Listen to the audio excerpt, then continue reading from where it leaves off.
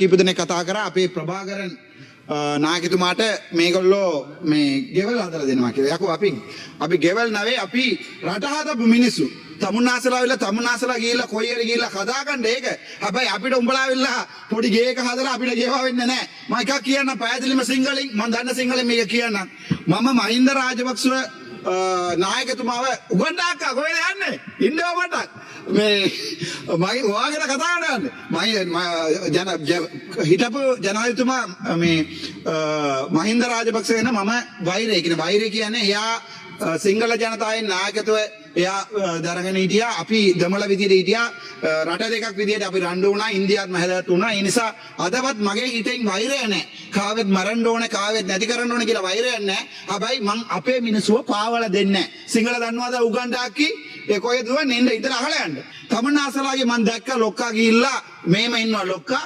ඊට පස්සේ කියනවා ණයට ගත්ත මේවා මොකුත් ගන්න නැහැ කියලා. මන් දන්නේ නැහැ ඔය අණ්ඩවයාර කෙන්නම් ඔක්කොම අරගෙන තියෙන ණයට නේද? ඕගොල්ලෝගේ රණවිරුවෝ. අපිට ඒගොල්ලෝ වෛරයෝ. මම දෙමළ ඒ වුණාට මට වෛරයෝ. හැබැයි ඕගොල්ලෝගේ රණවිරුවෝ ඕගොල්ලෝ මන් දැක්ක මේ ණයට ගත්ත මේවා දෙන්න පෙන්නන්නේ නැහැ කියලා මට තේරෙන්නේ නැහැ. ඒකල 2005 2009 2010 ඕගොල්ලෝ මේ කවුද මහින්ද රාජපක්ෂ ජනාධිපතිතුමාත් එක්ක එකතලා යනකොට ණය කියලා තේරෙන්නේ නැද්ද? වසන්ත සමරසිංහ මන්ත්‍රීතුමා කිව්වා නාමල්ගේ නම කිව්වම මට චුන් යනවා කියලා. අනේ මට චුන් යන්නේ නැහැ, චූ යන්නේ නැහැ. හැබැයි මන් දන්නවා අදපත් ඕගොල්ලෝ උගන්ඩාව අක්ක ගිහිල්ලා මේව හිටියේ නේද?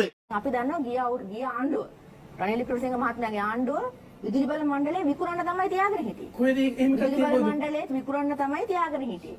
විදුලි මණ්ඩලයේ නැත්තම් විදුලි මණ්ඩලයේ දැන් අපි කිව්වෙන් පස්සේ විදුලි බල මණ්ඩලයේ විකුණන එක අපි නවත්තනවා. ඉතින් විදුලි බල කොච්චර අඩන්නකද කවුද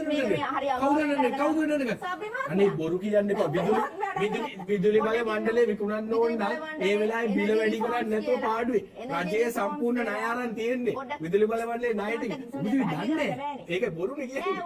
විදුලි බල මණ්ඩලයේ ණය ටික රජයේ කරන් තියෙන්නේ කියලා විදුලි බල මණ්ඩලයේ ට්‍රාන්ස්මිෂන් එක ඩිස්ට්‍රිබියුෂන් එක ආදී සියලුම කටයුතු හරිද පුද්ගලික අංශයට බාර දීමේ කටයුත්තක් ඔබතුමන්ලා කරගෙන තමයි ගියේ. කොහෙද තියෙන්නේ විදුලි බල මණ්ඩලය අලුත් පනතක් ගෙනවන විදුලි මණ්ඩලය. ඒක පනතේ මට පෙන්න මගේ ඒවා පනතේ තියෙනවා. පනතේ පෙන්න හරි පනතේ එක වගන්තියක් පෙන්නන්න මේක ප්‍රයිවට් කරනවා කියන්නේ. මම දැන් කියවන්න පනතේ කියන්නේ එක වගන්තියක් මේක ප්‍රයිවටයිස් කරනවා. ඒක දැන් කවුද කරන්නේ?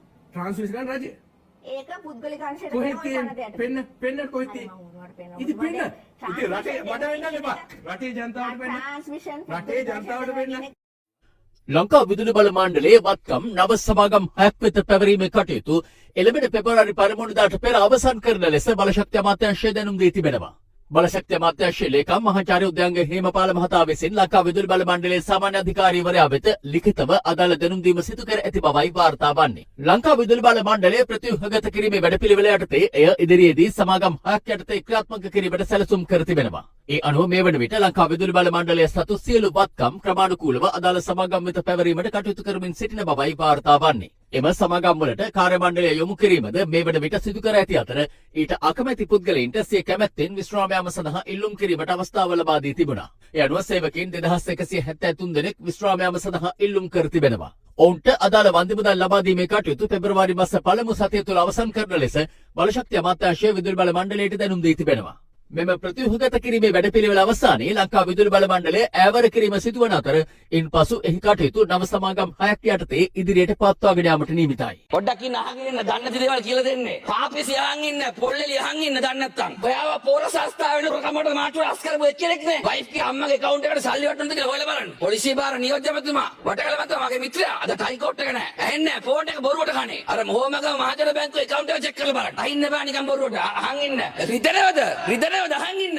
හරිද අහන් ඉන්න කෙලවෙන්න යන්නේ කොහොමද හරිද අපි අනුන්ගේ හිල් ජොක්කු ඇදලා නෑ මාත්‍යෝ අන්න නලින්ද ජාති සමතුමා කොමිට එක ගත්තද ගත්තා හරිද වැඩි කතා කරලා ඔළුවේ හිටවනවා හරිද පොලිසිය ඒගොල්ලන්ගේ එන්නේ ඔඩයින honorable